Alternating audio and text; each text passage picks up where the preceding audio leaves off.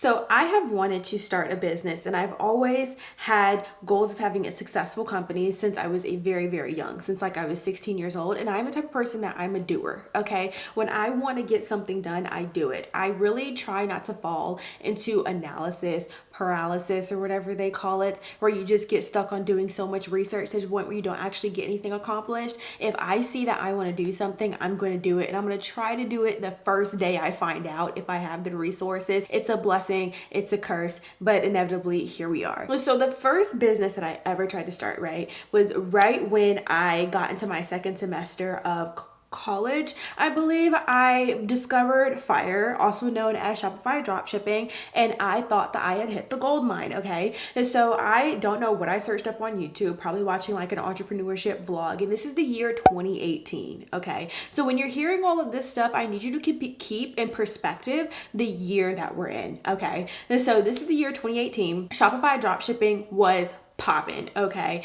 Facebook ads, fidget spinners. The guys were on YouTube talking about how they were making 30 grand a month selling products on Shopify. And I was like, wow, their brain is no different than my brain. If they can do it, I can do it. I'm gonna start my own Shopify store too. So I did. I created my website, right? Launched my website on Shopify on the 30-day free trial, yeah.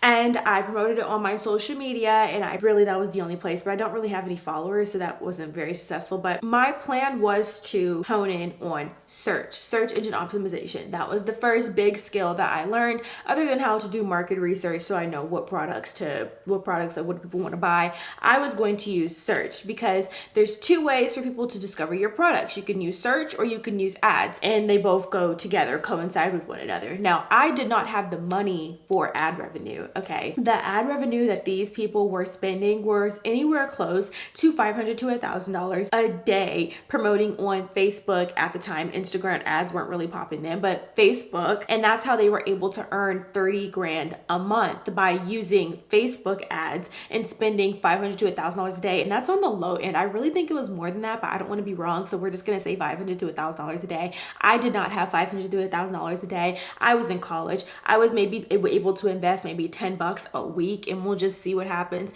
But I can use search, because that requires my brain. I can research keywords. I can put in the right titles and descriptions and everything to make sure that my product ranks in search. And that's how people are going to discover my product. So I let this go for about a week, and it just wasn't working. And I realized that products really weren't being discovered by search, because it's just too competitive when you're working with other companies, like big name companies like Target and Walmart. There's going to be the first one to pop up. Nobody goes to the second page of Google. Search isn't working. You needed to spend money on ad revenue. The only way that you're really able to break even is if you're spending thousands of dollars on AdSense every single day. Because if I'm spending $1,000, $500 a day on ad revenue, the only way to be profitable is if I'm making more than $500. So I just kind of let my Shopify dropshipping store float off into the abyss. I said, you know what?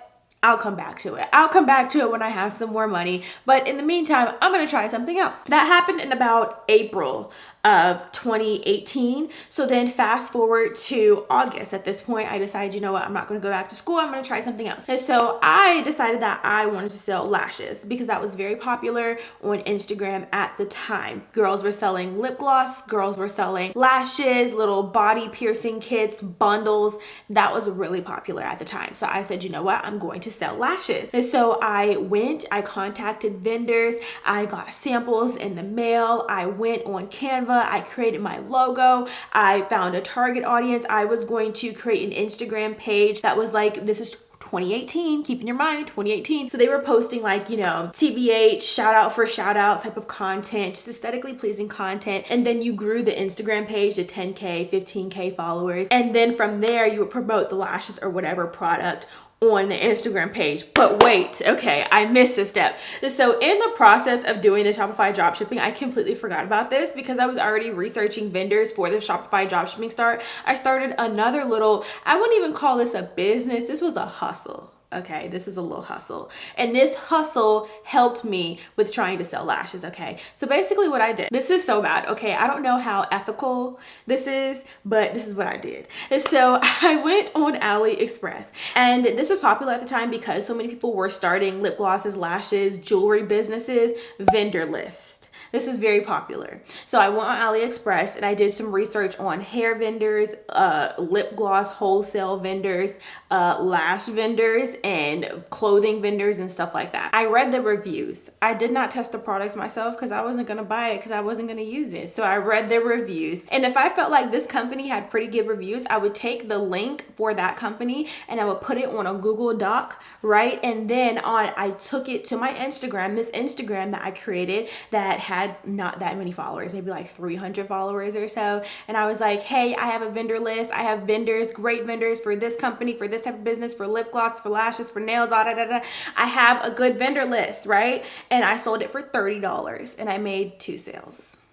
So yeah, that was like my little hustle. And so then I took the vendors that I found on that list that already had good reviews, and I used the lash vendor from that list and I contacted them to start the cosmetic business or the lashes or stuff like that. So once I got the samples in the mail, I was trying them on myself. I look ridiculous in fake lashes, so I couldn't really use myself as a model, and I was creating like the logos and things like that. But then when it came to place the fulfillment order for the bulk order of lashes, I just really thought to myself, this is so bad.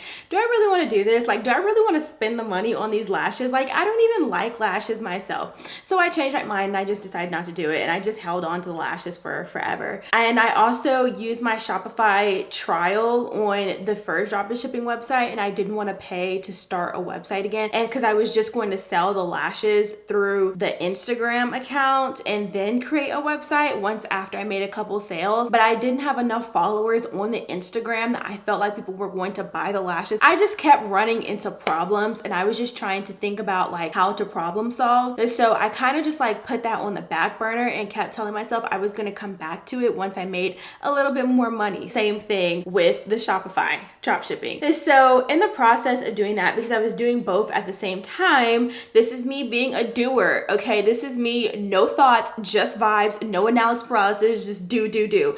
So I was on YouTube one day and I came across vending machine. And I'm like, oh my gosh, you can do that? Now I knew I wasn't gonna be able to buy a full-blown vending machine, okay? But I can buy like little candy gumball machines. I'm like, oh my gosh, that's so cute. That's going to help me get my entrepreneurial foot in the door. You know, I was just searching for something that I could just do just to get the experience, you know what I mean? So what I did was, I can tell you now because I don't live in California anymore. I lived in Pasadena, California, okay? And if you've been in Pasadena, you know that there's a lot of knick-knack shops. You can't do this in a Target or Walmart. You have to find a knick-knack shop that's like owned personally by somebody where you can speak to the owner, because they're going to be the ones who are going to tell you yes or no. So I spent all day walking up and down the street in Pasadena, going into small shops, auto shops, bookstores, whatever shop it was, and I would speak to the manager, and I would speak to whoever makes the decisions for the company, and I would ask them like, hey, can I put a candy machine or a gumball machine inside of your store? And they would be like, sure, I guess, like, why not? Or they would say no, or they would say the manager is not here today, and I would just say okay, and I would just go on about my day. And I took their name and number down, and I told myself I was gonna come back to it. I had no business cards.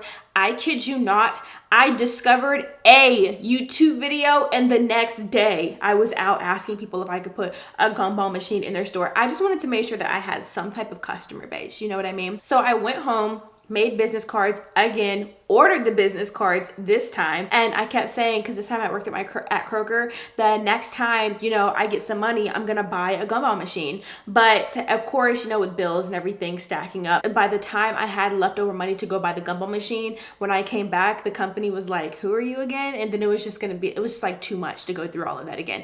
And then that happened in like October, and then a couple months later, COVID happened, so it wouldn't have worked out anyways. I realized this entire time I was saying 2018. Actually, I was wrong. It was 2019. I started all of this in 2019. So yes, that is all the businesses I've started and how I failed, not including YouTube, because YouTube is a business, okay? If I get a 1099 sheet from this company at the beginning of every year, this is a business.